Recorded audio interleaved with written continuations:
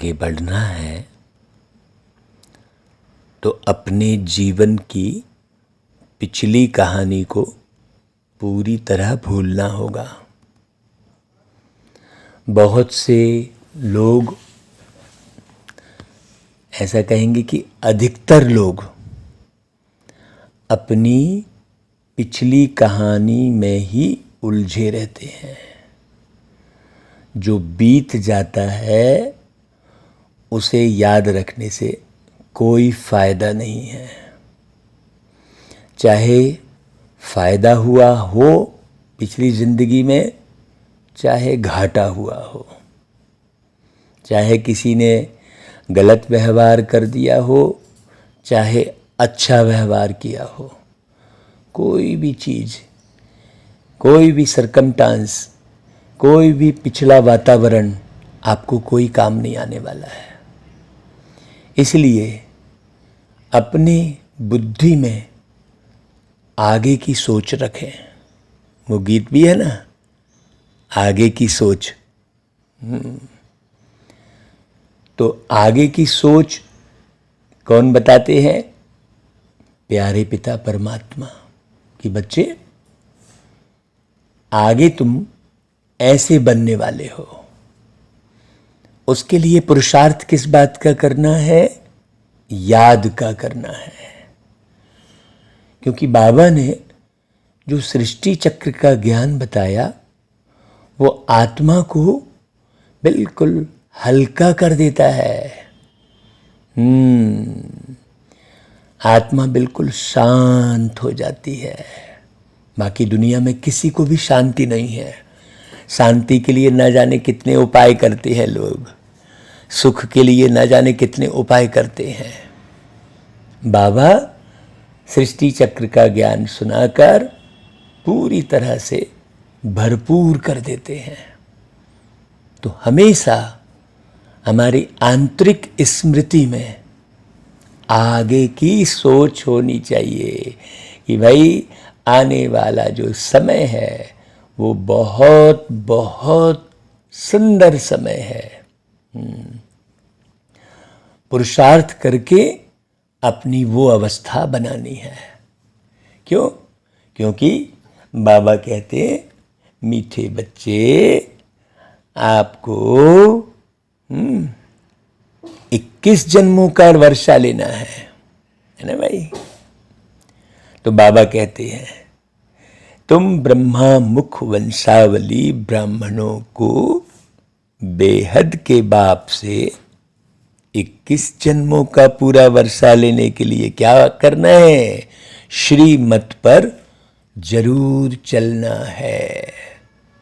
बाबा जो धरती पर आकर श्रीमत दे रहे हैं उसे समझना है।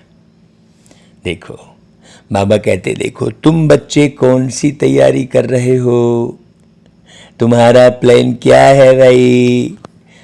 बताओ कौन सी तैयारी कर रहे हो?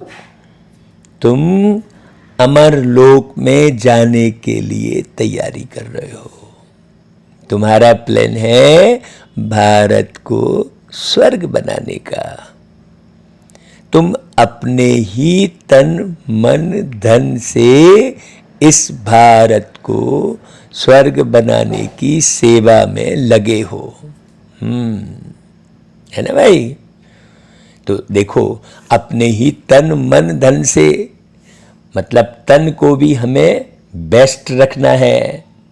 ऐसा कुछ नहीं खाना है जो ये शरीर खराब हो जाए।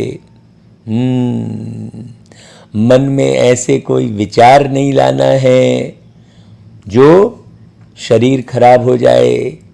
ऐसा कोई धन नहीं कमाना है जिसमें समय खराब हो।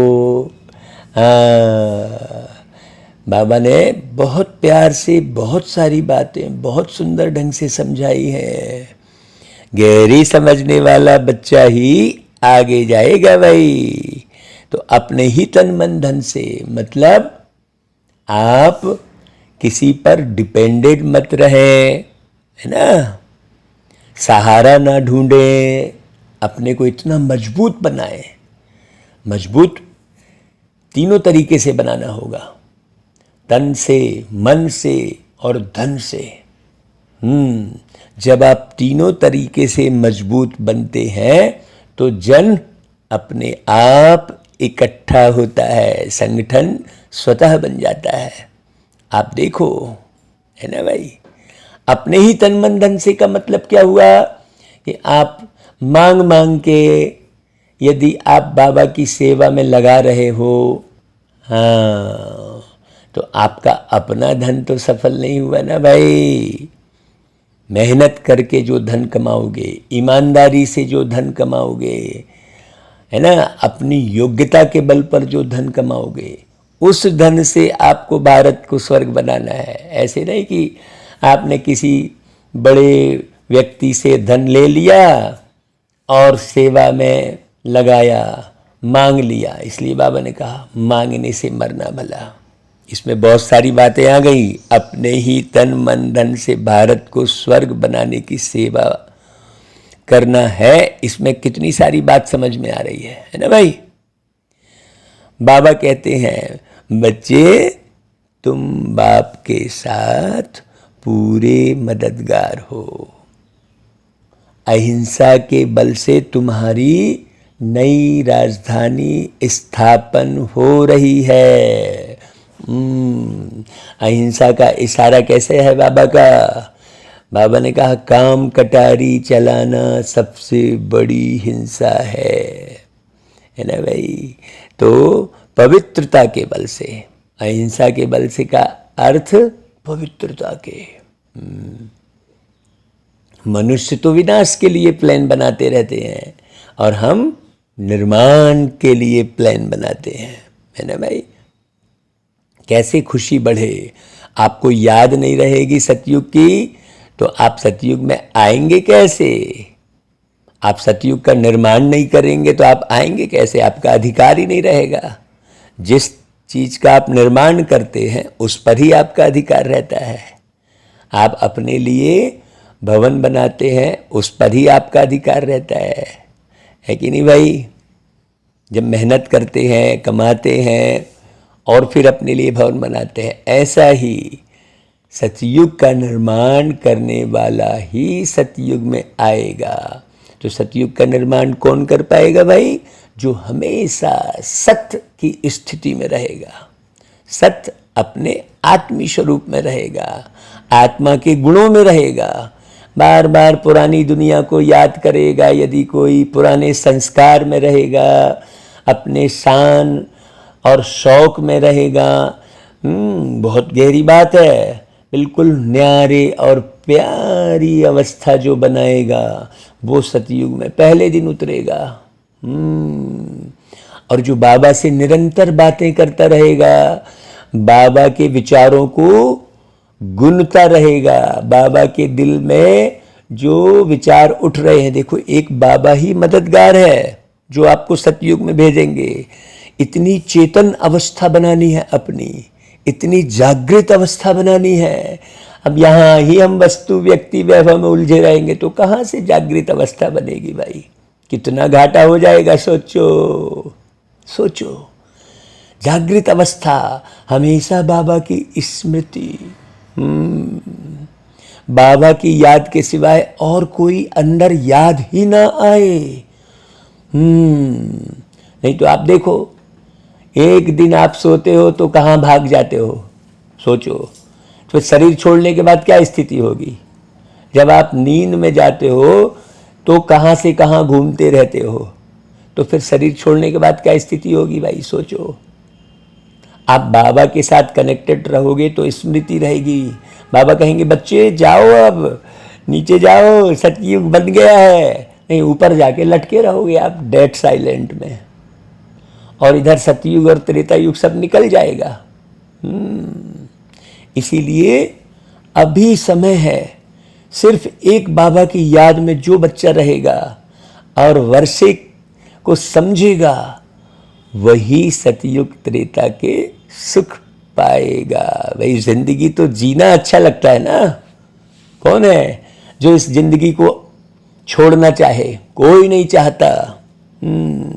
80 साल 90 साल जीने के बाद भी वो यही कामना करता है, हे प्रभु मुझे बचा लो। कहाँ बचा लो, बचा तो हुआ ही है वो, लेकिन इस शरीर में बचा लो। शरीर के साथ रहना चाहता है वो हर एक व्यक्ति। हाँ, चाहे कितना भी विनाश हो जाए, लेकिन कोई व्यक्ति शरीर छोड़ना नहीं चाहेगा। तो फिर बाबा तो आपको बहुत सुंदर शरीर, बहुत सुंदर दुनिया दे रहे हैं ना, ये निश्चय नहीं है तो व्यक्ति पुरुषार्थ नहीं कर रहा है। माता ओ माता तू सबकी भाग्य विधाता, ये किसके लिए है भाई गीत? ओम शांति। है यह महिमा किसकी सुनी? दो माताओं की। भाई एक तो बाप की महिमा होती है, तुम मात पिता हम बालक तेरे। निराकार की भी ऐसी महिमा होती है, तुम मात पिता हम बालक तेरे। क्योंकि पिता है तो माता भी जरूर होगी। तो तुम जानते हो परम पिता परमात्मा को जब सृष्टि रचनी होती है तो माता जरूर चाहिए।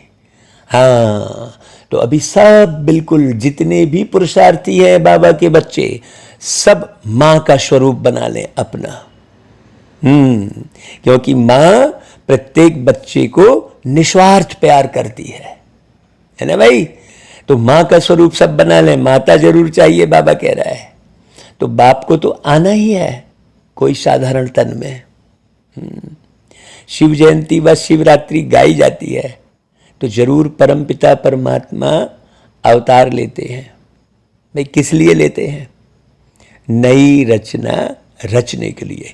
कौन सी नई रचना रचते हैं भाई? आत्मा तो बनी बनाई है? आत्मा का निर्माण थोड़ी करते हैं कोई। कौन सी नई रचना रचेंगे? ये सब बड़ी समझने की बात है। पुरानी रचना का विनाश करने के लिए बाबा आते हैं। ब्रह्मा द्वारा ही रचना रची जाती है। लौकिक बाप भी हद के ब्रह्मा है ना भाई, वो हद की रचना रचते हैं। वह अपनी स्त्री द्वारा हद की रचना रचते हैं, तो उनको बच्चे ही माता पिता कहेंगे, सभी तो नहीं कहेंगे ना तुम मात पिता हम बालक तेरे। क्योंकि यह तो बहुत बच्चों का क्वेश्चन है ना। प्रजापिता ब्रह्मा को है ढेर बच्चे, तो जरूर ब्रह्मा मुख कमल से ब्राह्मण कुल अथवा ब्राह्मण वर्ण बेहद के बाप ने रचा होगा। उनकी हुई मुख की पैदाइश। वह यह महिमा ना कर सके। हाँ, यह महिमा है ही बेहद के माँ बाप की। तुम मात पिता हम बालक तेरे कहते हैं। आपने आकर हमको अपना बनाया है। आपने अपना बना लिया है, अपने क्या कहने, ओ प्रभु क्या कहने। ऐसा गीत है ना भाई। तो बाबा ने अपना बनाया है बस। बाबा आपसे हमको स्वर्ग के 21 जन्म सुख घनेरे मिलते हैं। तो ब्रह्मा मुख द्वारा तुम शिव बाबा के पोत्रे पोत्रियां हो गए। बड़ी गहरी बात है। अब आप बताओ, बाबा के आप पुत्र हो या पोत्रे पोत्रियां हो? बहुत अंतर हो गया दोनों में। अच्छे से चिंतन करना भाई। तो ब्रह्मा की मुख वंशावली जगत अम्बा सरस्वती बनती है। ये बड़ी गहरी बात है। अभी कौन कौन सरस्वती बनेगा? भारत में गाते हैं तुम मात पिता, तो जरूर जगत अम्बा जगत पिता चाहिए ना। उनकी मुख द्वारा ही तुम धर्म के बच्चे बने हो। वर्षा तुमको शिव बाबा से मिलता है, इस ब्रह्मा से नहीं। जिसमें प्रवेश हुआ, जिसको माँ कहा जाता है, ब्रह्मा। तो माँ से वर्षा नहीं मिलता है कभी भी। वर्षा हमेशा बाप से मिलता है। तुमको भी वर्षा बेहद के बाप से मिल रहा है। बड़ी सूक्ष्म बातें हैं। भक्ति मार्ग में जो गायन होता आया है तो जरूर फिर उनको आना ही पड़े। बच्चे बहुत दुखी हैं, दुखधाम के बाद सुखधाम आना है। ऐसे नहीं कि बस मने मुरली रटते चले जाना है। सुनना, समझना और अपनी अवस्था को वैसा बनाना है। हर रोज मुरली सुन लिए बिल्कुल फॉर्मेलिटी बतौर नहीं। तो सतयुग में है सतो प्रधान सुख, फिर त्रेता में कुछ कम, 2 कला कम कहेंगे ना भाई। द्वापर कलयुग में उससे कम होता जाता है। अब इस चक्र को तो फिरना ही है ना। बच्चे जानते हैं बेहद का बाप ही स्वर्ग की रचना रचते हैं। उनको जरूर पहले सूक्ष्म वतन रचना पड़े, क्योंकि ब्रह्मा तो जरूर चाहिए ना। ब्रह्मा को भी शिव बाबा ही अडॉप्ट करते हैं, कहते हैं तुम मेरे हो। तो यह भी कहता है बाबा मैं आपका हूं। तो ब्रह्मा वल्द शिव हो गया ना। शिव बाबा के 3 बच्चे, तीनों की बायोग्राफी बतलाते हैं। यह व्यक्त ब्रह्मा फिर अव्यक्त बनता है। तुम भी व्यक्त ब्रह्मा की औलाद फिर अव्यक्त औलाद बनते हो। ये सब बातें बड़ी समझने की है। यह बड़ी गूढ़ी बातें हैं। इसे कौन समझ पाएगा भाई? जिसकी बुद्धि इस पुरानी पतित कलियुगी दुनिया से बिल्कुल हटी हुई होगी। वो किसी के व्यवहार को नहीं देखेगा, अच्छे बुरे किसी भी चक्कर में नहीं फंसेगा। हाँ, एक एक बात को गहरे जो समझेगा। तो परम पिता परमात्मा विश्व के रचयिता हैं। पहले पहले रचते हैं स्वर्ग। बाप से वर्षा तो स्वर्ग का मिलना चाहिए ना। अब लोगों ने स्वर्ग ऊपर दिखा दिया है। अभी हम नरक में हैं, तो वर्षा तो जरूर तभी दिया होगा ना जब हमको रचा होगा।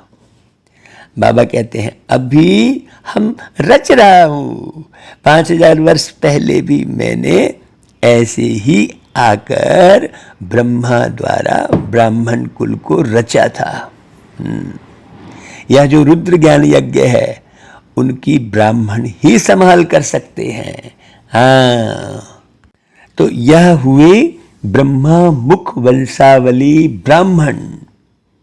देखो मुरली को आप एक्यूरेट समझते जाएंगे ना तो एक्यूरेट पुरुषार्थ करेंगे, और एक्यूरेट पुरुषार्थ करके ही परफेक्ट बनेंगे। ऐसे नहीं हम समझ गए हाँ, फिर मुरली की तरफ ध्यान ही नहीं है। भाई बाबा की बातें बहुत गहन गंभीर और सूक्ष्म पुरुषार्थ वाली होती है। हाँ, तो तुम बच्चे हो ब्रह्मा के मुख वंशावली, तो पहले जरूर ब्राह्मण चाहिए ना। ब्राह्मण कहाँ से कन्वर्ट किए? यहीं पर। शूद्र वर्ण तो यहां पर ही है ना। तो तुम बच्चों को अब कन्वर्ट किए, ब्राह्मण वर्ण में लाए। एक बार हमने वर्ण का अर्थ भी बताया था आपको। आप पिछली मुरली जरूर सुनना अगर नहीं सुनी होगी तो। पैर से फिर चोटी ब्राह्मण, ब्राह्मण से फिर देवता बनना। देखो हाँ, पैर से फिर चोटी ब्राह्मण, सबके चलन। पैर से फिर चोटी ब्राह्मण का मतलब क्या हुआ भाई? सबके चलन जो है पूरे, हाँ, सबकी चलन क्या हो गई थी? एकदम खराब हो गई थी। चाल चलन कहते हैं ना, इसकी चाल चलन बहुत खराब है। तो बाबा कहते हैं यह वर्ण आदि सनातन देवी देवता धर्म वालों के लिए ही है, और धर्म वालों के लिए वर्ण नहीं है। देखो ये सारे जो वर्ण है, हाँ, 21 जन्म तुम देवता वर्ण में रहते हो। तुम माना कौन? तुम अति सूक्ष्म सितारे आत्मा। ये सारी कहानी किसकी है? आत्मा की है। तो ब्राह्मण वर्ण का यह 1 जन्म या 1.5 भी हो सकता है, क्योंकि जो बच्चे संस्कार ले शरीर छोड़ जाते हैं फिर आकर ज्ञान ले सकते हैं। आहा, देखो कितनी प्यारी बात बोल रहे हैं। तो बाप समझाते हैं, बच्चे अगर स्वर्ग का मालिक बनना है तो पवित्र जरूर बनना है। 63 जन्म तो भाई तुमने गोते खाए हैं, अब तुम महादुख में हो। सारे भारत का क्वेश्चन है ना भाई, ऐसे नहीं कि अब सारा भारत सुखी है। हाँ, भारत में धनवान बहुत है। देखो, एक आया था, भल करोड़पति था, परंतु टांग बाह नहीं चलती थी, तो दुख हुआ ना भाई। दुनिया में एक भी दुख वाला है तो जरूर दुख धाम कहेंगे। देखो बाबा क्या गहरी बात बोल रहे हैं भाई। एक भी यदि दुख वाला है तो सतयुग में तो एक भी दुखी नहीं होता, पूरा भारत सुखधाम था भाई। तो ऐसा सुखधाम स्वर्ग किसने रचा? बाप ने। तो हम बच्चे हकदार हैं। तो अपना हक ले लो। तो 5000 वर्ष पहले भी हम स्वर्ग में जरूर थे। कहते हैं क्राइस्ट से 3000 वर्ष पहले गीता सुनाने आए, तो 5000 वर्ष का टाइम हुआ ना भाई। 2000 वर्ष क्राइस्ट के और 3000 वर्ष उनके आगे। तो अब गीता सुनाने आए हैं ना, बरोबर। देवता धर्म भी प्राय लोप है। बहुत गहरे से समझना भाई। तुम बच्चे हो पांडव, जिन्हों का सहायक है गीता का भगवान, वह है निराकार। शास्त्रों में भी है रुद्र ज्ञान यज्ञ, वास्तव में है शिवरात्रि, शिव जयंती। भाई रुद्र जयंती व रुद्र रात्रि नहीं कहते हैं, शिवरात्रि के क्यों कहते हैं? अभी बेहद की रात्रि, घोर अंधियारा है ना भाई। पूरा चक्र घूमा है ना, गोल चक्र। बाबा कहते हैं मैं आता हूं बेहद की रात के समय, अब दिन होने वाला है। बाबा कहते देखो, मेरा जन्म प्राकृतिक मनुष्यों सदृश नहीं होता है भाई। कृष्ण ने तो मां के गर्भ महल से जन्म लिया। अब तुम बच्चे जानते हो, उस मात पिता से स्वर्ग के सुख घनेरे मिल रहे हैं। दुनिया तो जानती नहीं कि स्वर्ग और नर्क किस चिड़िया का नाम है। अब तुम यहां पढ़ने आए हो, श्रीमत पर चलते हो। श्रीमत पर चलने से तुम स्वर्ग के श्री लक्ष्मी नारायण बनते हो। सतयुग के मालिक हैं तो जरूर कलयुग के अंत में उनका 84वां अंतिम जन्म होगा ना भाई। तब राजयोग सीखे होंगे। सिर्फ एक तो नहीं, केवल एक तो नहीं सीखेंगे, सारा सूर्यवंशी घराना राजयोग सीखता है, जो आकर बेहद के बाप से सूर्यवंशी चंद्रवंशी राज्य का वर्षा ले रहे हैं। तो बहुत शांत अवस्था। दुनिया में कुछ भी हो जाए उस तरफ बुद्धि मत लगाओ, क्योंकि आपके पुरुषार्थ के आधार पर सतयुग और त्रेता युग में आने मिलेगा। तो बुद्धि और कहीं मत लगाओ, चाहे कुछ भी होता रहे। हाँ, कोई भटक रहा है, अगर तुम्हारे प्यार से समझाने से मान गया तो ठीक है, नहीं तो जाओ भैया, क्या करोगे? अपनी गति को क्यों बिगाड़ोगे भाई? अपनी सदगति करो। बाप कहते हैं अब तुम मुझसे पवित्र रहने की प्रतिज्ञा करो। क्यों? क्योंकि मैं पवित्र दुनिया की स्थापना करता हूँ। 63 जन्म तुम पतित बनते आए, इसलिए दुखी हुए हो। स्वर्ग में तो बहुत सुखी थे। यह भारत जो कौड़ी मिसल है, फिर हीरे मिसल बनेगा। यह एक ही बाप है जो कहते हैं मैं तुमको फिर से राजयोग सिखलाने आया हूं। हाँ, लेकिन बाबा कहते हैं कि कई बच्चे घड़ी घड़ी भूल जाते हैं, फिर उल्टा सीधा करने लगते हैं भाई। बेहद का बाप कहते हैं तुम यह अंतिम जन्म पवित्र बनो। यदि तुम्हारे अंदर कलयुग के संस्कार होंगे तो तुम्हारा उल्टा हो गया ना भाई, सीधा कहाँ हुआ? तो उल्टा सीधा करने में क्या होगा? हाँ, बहुत बड़ा घाटा पड़ जाएगा। बाबा कहते हैं इस माँ बाप से तुमको अमृत पीना है, विष पीना छोड़ना है। काम चिता से उतर, ज्ञान चिता पर बैठो, श्रीमत तुमको मिलती है। जिनको वर्षा लेने का निश्चय नहीं है वह कहते बाबा विष छोड़ना तो बड़ी मुसीबत है। अरे तुमको 21 जन्म सुख की प्राप्ति होती है, उसके लिए तुम यह नहीं छोड़ सकते हो। है भक्ति जप तप आदि करने से हद का सुख मिलता है, बेहद का सुख तो बेहद के बाप से मिलता है ना भाई। बाप कहते हैं मैं साधुओं का भी उद्धार करता हूं। क्यों? क्योंकि शिव बाबा को न जानने के कारण सदगति को कोई भी नहीं पाते हैं। वापिस घर में भी कोई जा नहीं सकते, किसी को पता ही नहीं है। अगर बाप के घर का रास्ता जानते तो वहां आवे जावे ना, सभी को पुनर्जन्म लेना ही है। हाँ भाई, शरीर छोड़ा और सीधे परम धाम चले जाए, रास्ता पता हो तो। लेकिन यहां ही बुद्धि लटकी रहती है, बेटे में, बहू में, घर में, मकान में, बंगले में, गाड़ी में, तो और जाएगा कहाँ वो वापस यहीं तो आएगा ना भाई। तो सतो रजो तमो में आना ही है। बाबा कहते हैं अभी तो है झूठी माया झूठी काया। जिसने धर्म स्थापन किया उसके नाम पर ही शास्त्र निकलते हैं, जिसको धर्म शास्त्र कहते हैं। भाई क्राइस्ट ने आकर क्या किया? खुद आया और उनके पिछाड़ी उनके घराने की आत्माओं को आना है। बुद्धि वृद्धि होनी है। अब देखो क्रिश्चियन बनाते जाते हैं, बहुत करके हिंदू धर्म वालों को कन्वर्ट करते जाते हैं। उनको अपने धर्म का पता ही नहीं है। भाई हिंदू धर्म का धर्म स्थापक कौन है मालूम ही नहीं है, इसलिए कन्वर्ट हो जाते हैं। बाकी धर्म वालों को धर्म स्थापक का पता है। तो अभी तुम जानते हो हम देवता वर्ण में आएंगे। भाई कृष्ण जो है एक शरीर का नाम है, वो आत्मा भी अभी पढ़ रही है, परंतु संगम होने के कारण मिक्स कर दिया है। या चित्र आदि जो भी हैं सभी हैं भक्ति मार्ग की सामग्री।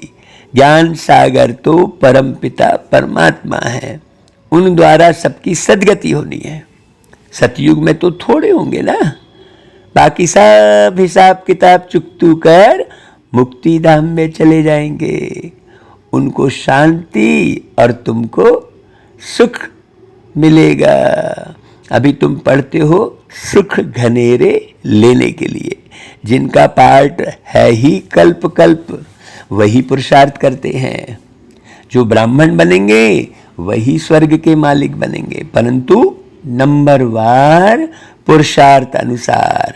हाँ, जिसका पूरे समय जिसका स्व पुरुषार्थ में बीतेगा, जिसकी अवस्था हाँ आत्मीय अवस्था रहेगी, आत्मीय व्यवहार करेगा, आत्मीय दृष्टि रखेगा, वही पावरफुल बनेगा।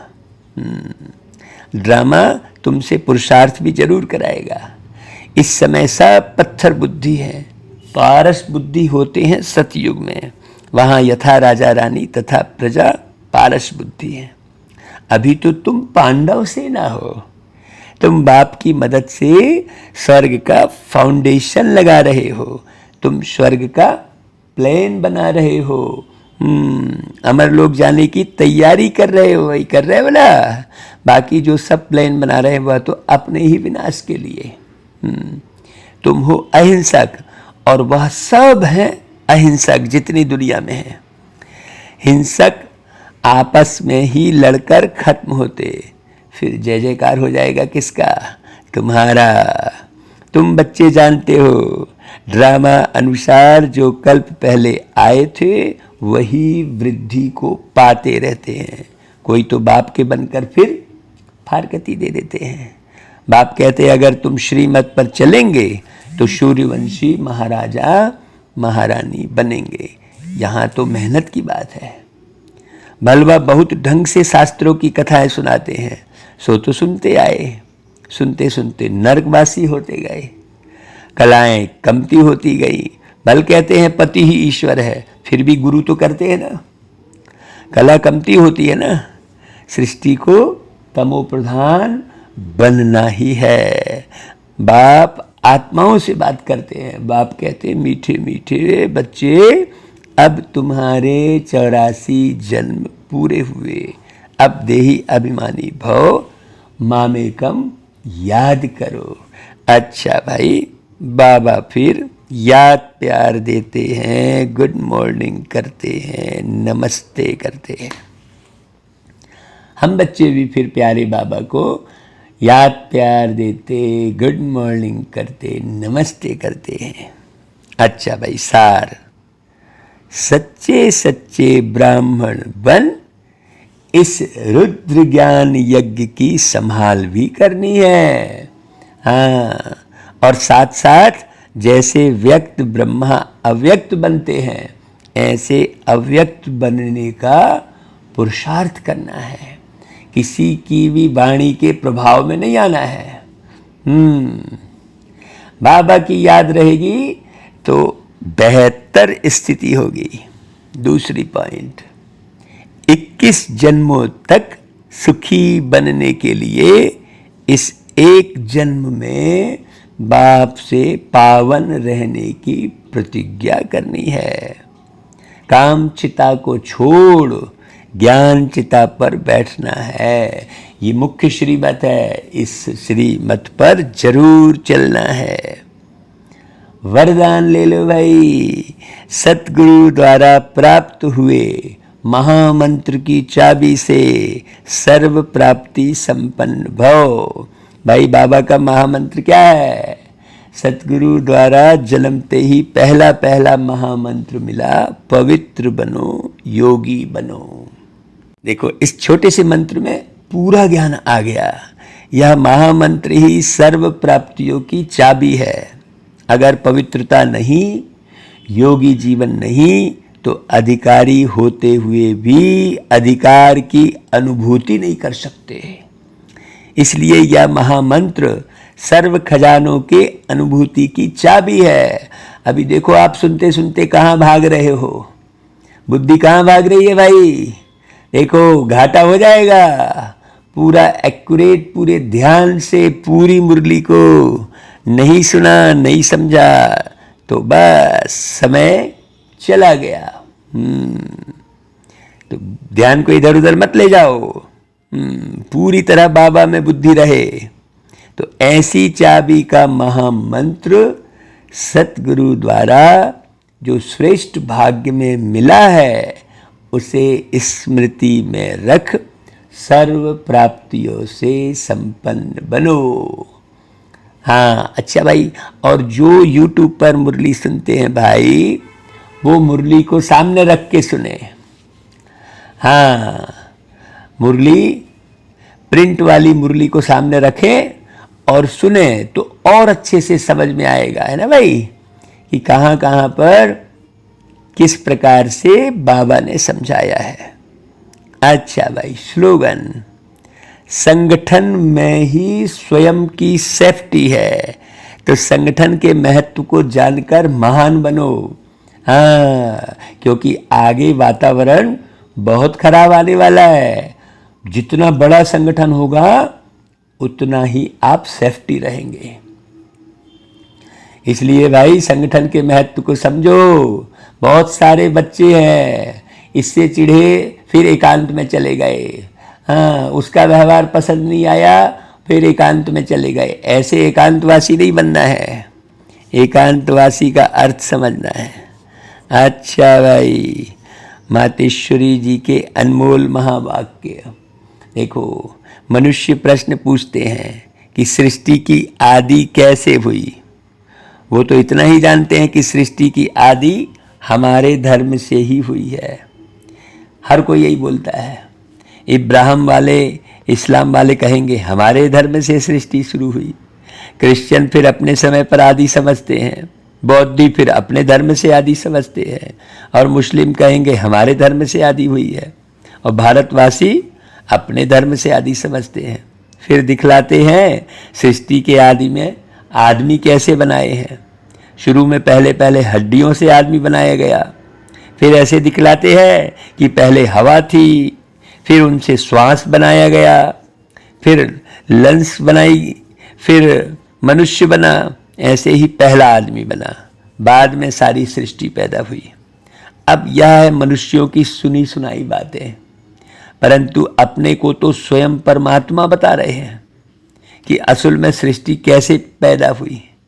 वास्तव में परमात्मा तो अनादि है, तो यह सृष्टि भी अनादि है। उस अनादि सृष्टि की आदि भी परमात्मा द्वारा ही हुई। देखो गीता में है, भगवान उवाच, जब मैं आता हूं तो आसुरी दुनिया का विनाश कर दैवी दुनिया की स्थापना करता हूं। अर्थात कलयुगी तमोगुणी अपवित्र आत्माओं को पवित्र बनाता हूं। तो पहले पहले परमात्मा ने सृष्टि के आदि में ब्रह्मा विष्णु शंकर 3 रूप रचे, फिर ब्रह्मा और सरस्वती द्वारा देवी दुनिया की स्थापना की। तो गोया सृष्टि की आदि ब्रह्मा से शुरू हुई ना, जिस ब्रह्मा को क्रिश्चियन एडम और सरस्वती को ईव कहते हैं, और मुस्लिम में फिर डाडा आदम बीबी कहते हैं। अब वास्तव में यथार्थ बात तो यह है, परंतु इस राज को न जानने के कारण एक ही ब्रह्मा को अलग अलग नाम दे दिए हैं। जैसे परमात्मा को कोई गॉड कहते हैं, कोई अल्लाह कहते हैं, परंतु परमात्मा तो एक ही ठहरे ना। यह सिर्फ भाषा का फर्क है। अच्छा भाई, ओम शांति।